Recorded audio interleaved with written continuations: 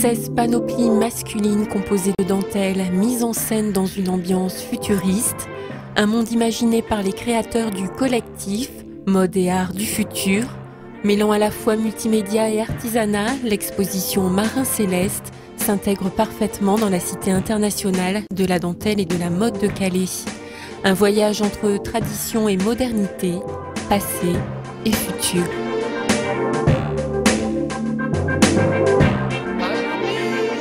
Ça fait partie des choix qu'on avait fait pour l'établissement de ce projet, c'est-à-dire tout à la fois rendre compte de l'intérêt patrimonial du site, qui est quand même assez cohérent et qui a son sens dans l'industrie dentelière de Calais, mais aussi affirmer la modernité du projet. Et donc, avec ce premier événement, se livrer les uns et les autres, puisque ce sont des jeunes créateurs qui viennent de s'installer, pour nous, ça avait du sens.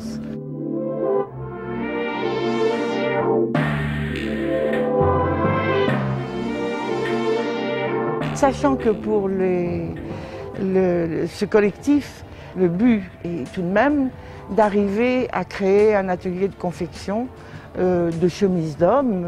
C'était complètement légitime qu'on accompagne tout ça et qu'on se mêle au jeu.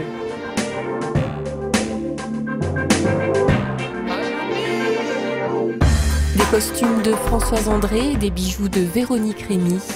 Des pièces uniques dédiées à l'univers masculin et à l'uniforme marin qui transportent le public dans des contrées lointaines.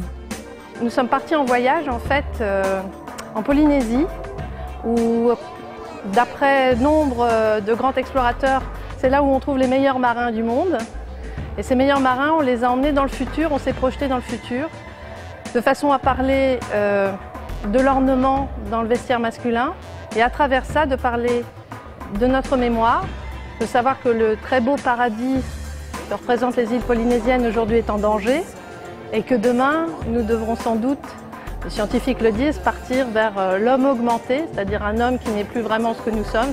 Nous sommes à la préhistoire de cette évolution technologique intégrée à l'être humain.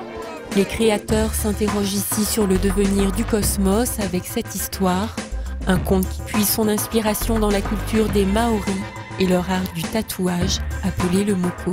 La dentelle ici n'est pas traitée comme un accessoire, c'est vraiment un total look, un travail pour que les hommes puissent porter de la dentelle. Et en fait, la dentelle, les hommes ont toujours porté de la dentelle.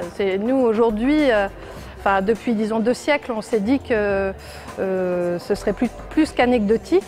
Ça a toujours été porteur de symboles de puissance, de pouvoir. Là, en fait, c'est se remémorer les ornements qu'ont les sociétés primitives ou encore aujourd'hui qui s'occupent de se tatouer ou de porter sur eux-mêmes leur mémoire. Et la dentelle, c'est ça, en fait.